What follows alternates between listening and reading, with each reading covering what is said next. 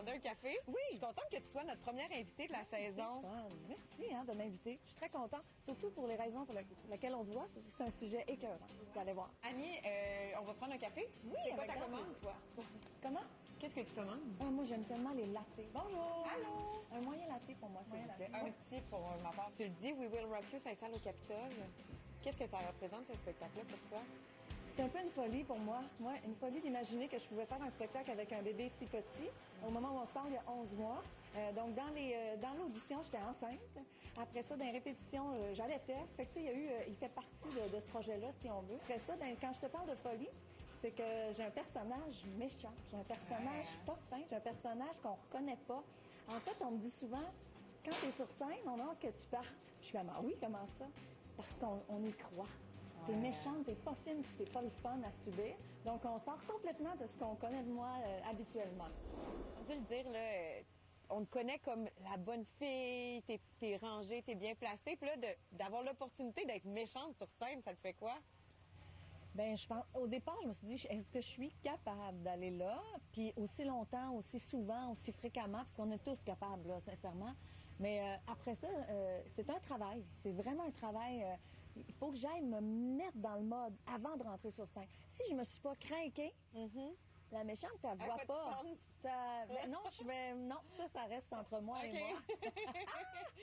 Je dirais qu'il y a des sujets nouveaux à chaque soir. OK. Non, mais faut aller chercher le personnage. Puis vraiment, c'est physique, là.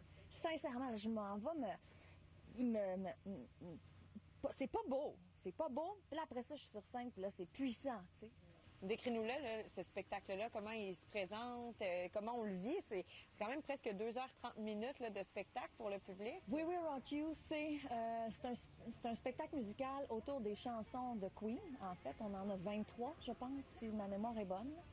Et d'une chanson à l'autre, il y a une histoire qui est racontée. Les fils sont tissés autour justement d'une espèce de recherche de bonheur et de lousse. Parce que Killer Queen, le personnage que moi j'interprète, c'est quelqu'un d'extrêmement méchant, d'extrêmement contrôlant, qui fait devenir le monde à son image. Blanc, beige, c'est ça puis c'est tout.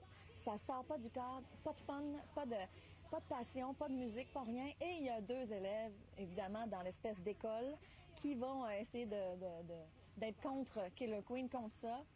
Vous imaginez bien qu'ils finissent par gagner. Non, mais je vous donne le punch parce que c'est pas pour ça que vous venez. Vous venez pour entendre les chansons de Queen. Vous les avez. Vous allez avoir de la puissance vocale, du talent au pouce carré sur cette scène-là. C'est pas croyable. Et visuellement, vous allez être jeté à terre. On s'installe au Capitole pour 6 week-ends, quand même. Très cool. Plus proche de la maison pour toi? Oui. Est-ce que ta famille est venue te voir à Montréal? Non, pas encore. Est-ce qu'ils vont venir à Québec? Ils vont venir à Québec. Ils vont venir voir ça c'est sûr. Je sais pas si ma fille va me reconnaître. L'objectif, c'est que non.